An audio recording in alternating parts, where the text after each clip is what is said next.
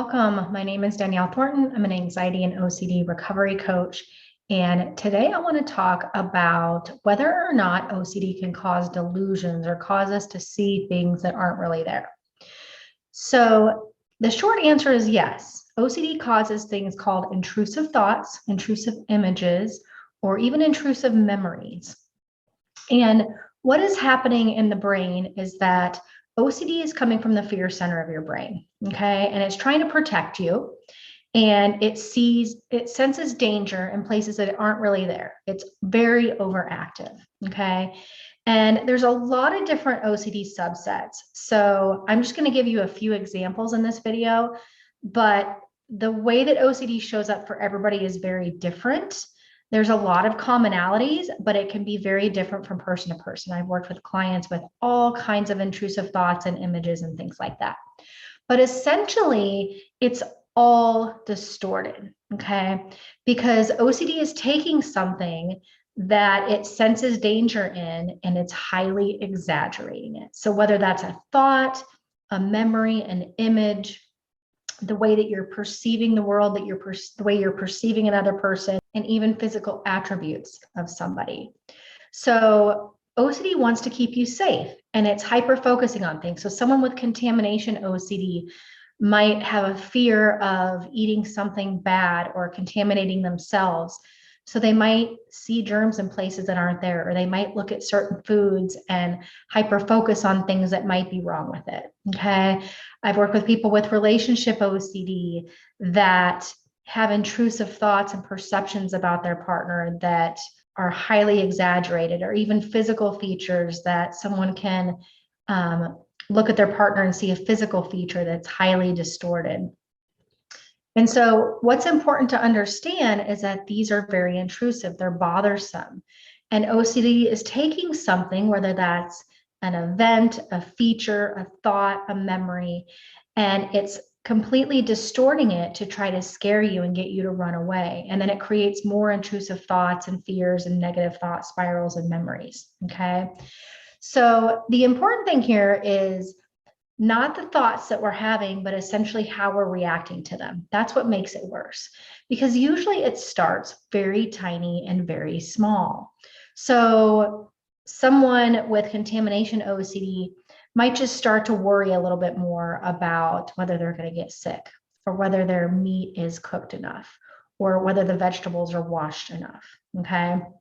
Someone with relationship OCD might just notice more of the incompatibilities or negatives in their relationship, and then it starts to exaggerate from there. But sometimes it comes completely out of the blue. I've seen where someone with OCD just all of a sudden has a really strong intrusive thought completely out of nowhere.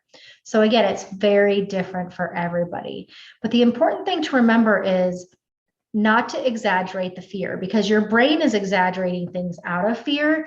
And what you don't want to do is make an even bigger deal about it. Because essentially with OCD is when we're getting an intrusive thought, an intrusive memory, or an intrusive image, essentially the quick and short answer, which it isn't quite this simple, but the quick and short answer is if we cannot give it attention, it's going to fade away and it's not really going to happen anymore. It's the fact that we're giving it attention that is making it worse.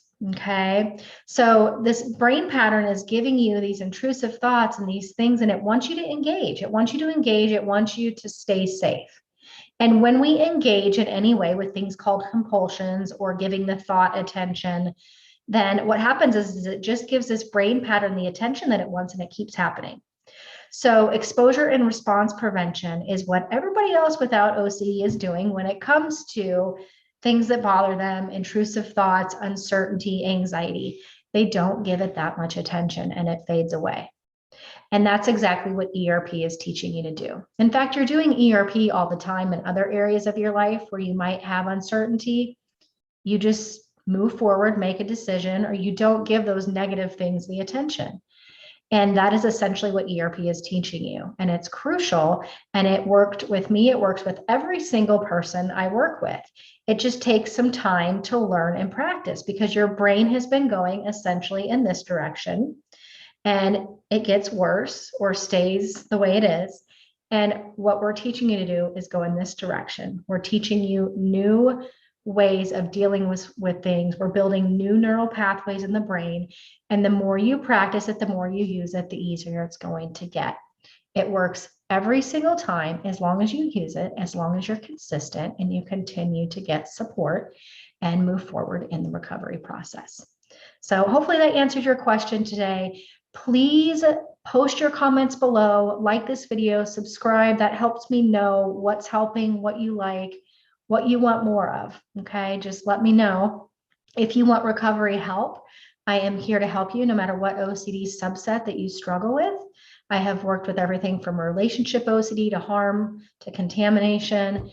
It's all the OCD, okay? So check out the comment section, check out my links for the different options. I have very cost-effective options and one-on-one coaching options for you.